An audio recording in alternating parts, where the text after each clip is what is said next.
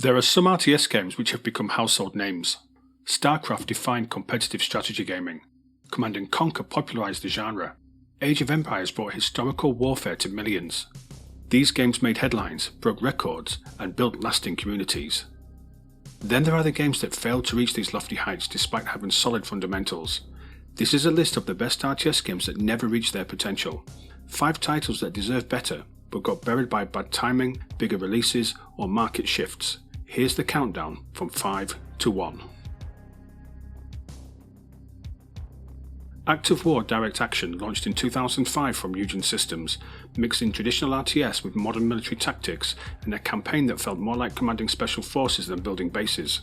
The game featured live-action cutscenes with real actors including James Earl Jones, solid unit variety, and tactical depth that rewarded careful positioning over rushing. The problem was timing.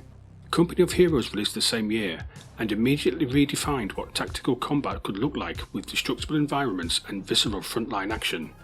Meanwhile, Battlefield 2 dominated the modern military multiplayer space. Act of War got crushed between these two juggernauts despite having strong design fundamentals. The game offered methodical tactical gameplay with a grounded military story, but the market had already moved on towards either pure tactical innovation or multiplayer-focused experiences. Act of War fell into the gap and never recovered.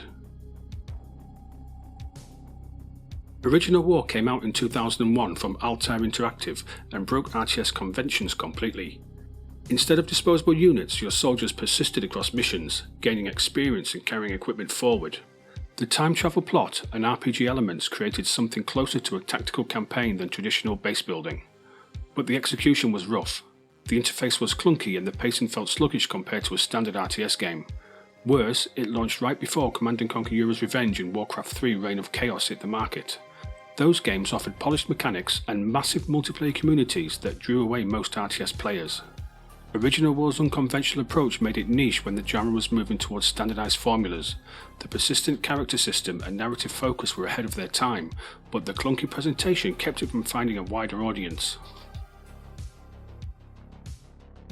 Grey Goo arrived in 2015 from Petroglyph Games, staffed by former Westwood developers who knew classic RTS design. The game returned to pure base building and resource management with 3 asymmetric factions, traditional humans, defensive beta aliens, and the shape-shifting goo that could transform and move freely across the map. The design was solid, but the timing was terrible. By 2015 the RTS market had shrunk considerably. StarCraft 2 dominated competitive play, MOBAs like League of Legends and Dota 2 had captured the multiplayer audience, and Company of Heroes 2 offered the tactical alternative. Grey Goo landed in a genre that was already in decline. Despite good reviews, the multiplayer population never reached critical mass. The game offered clean mechanics and interesting faction design, but it couldn't overcome the broader market shift away from traditional RTS games. It was competent, but it came too late.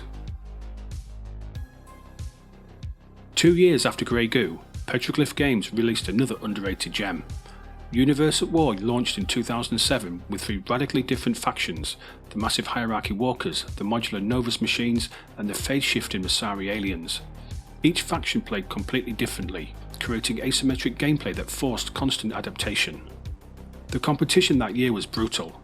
Command & Conquer 3 Tiberium Wars revitalized the C&C franchise with polished multiplayer and strong production values.